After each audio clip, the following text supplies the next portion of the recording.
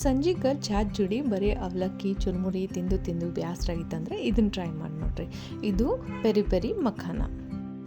ಇದಕ್ಕೆ ಮೊದಲಿಗೆ ಒಂದು ಪ್ಯಾನ್ ತೊಗೋತೀನಿ. ಅದ್ರಾಗ 1-2-3 ಟೀ ಸ್ಪೂನ್ ತುಪ್ಪ ಹಾಕ್ತೀನಿ.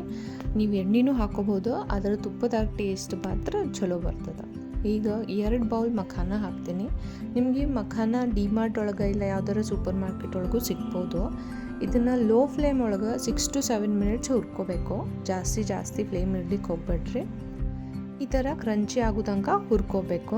ಒಂದ್ಸತಿ ಕ್ರಂಚಿ ಆದಮೇಲೆ ಇದನ್ನು ಒಂದು ಬೌಲಿಗೆ ಹಾಕೋರಿ. ಹಾಕ್ಕೊಂಡು ಸೈಡಿಗೆ ಇಟ್ರಿ. ಅದೇ ಪ್ಯಾನ್ ಒಳಗೆ ಒಂದು 4-5 ಚಮಚ ನಾನು ತುಪ್ಪ ಹಾಕೋತೀನಿ. ಅದಕ್ಕೆ ಅರಿಶಿಣ ಪುಡಿ, ಆಮೇಲೆ ಖಾರ ಪುಡಿ, ಚಾಟ್ ಮಸಾಲ ಮತ್ತು ಸ್ವಲ್ಪ ಉಪ್ಪು ಹಾಕ್ಕೊಂಡೀನಿ. ಇದನ್ನು ಲೋ ಫ್ಲೇಮ್ ಒಳಗೆ ಸರಿಯಾಗಿ ಮಿಕ್ಸ್ ಮಾಡ್ಕೊರಿ. ಇದು ಮಿಕ್ಸ್ಚರ್ ಸರಿಯಾಗಿ ಹುರ್ಕೊಂಡ್ಮೇಲೆ ಆ ಬೌಲೊಳಗೆ ತೆಗೆದಿಟ್ಕೊಂಡು ಮಖಾನ ಹಾಕ್ಕೊಡ್ರಿ.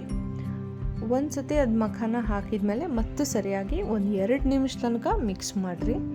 ಇವಾಗೂ ಫ್ಲೇಮ್ ಲೋ ಫ್ಲೇಮ್ ಇರಲಿ. ಸರಿಯಾಗಿ ಕೋಟ್ ಆಗೋ ತನಕ ಮಿಕ್ಸ್ ಮಾಡ್ಕೊರಿ. ಎಲ್ಲ ಕೋಟ್ ಆದಮೇಲೆ ನೀವು ಯಾವ್ದ್ರಾಗ ಸರ್ವ್ ಮಾಡ್ತೀರಲ್ಲ ಅದಕ್ಕೆ ಹಾಕ್ಕೊರಿ. ಆಮೇಲೆ ಇದನ್ನು ಹಂಗೆ ಚಹಾ ಜುಡಿ ಇಲ್ಲ ಹಂಗೆ ತಿನ್ಲಿಕ್ಕೂ ಬರ್ತದೆ. ನಿಮ್ಮ ಪೆರಿ ಪೆರಿ ಮಖಾನ ರೆಡಿ ಆದ. Thank you for watching.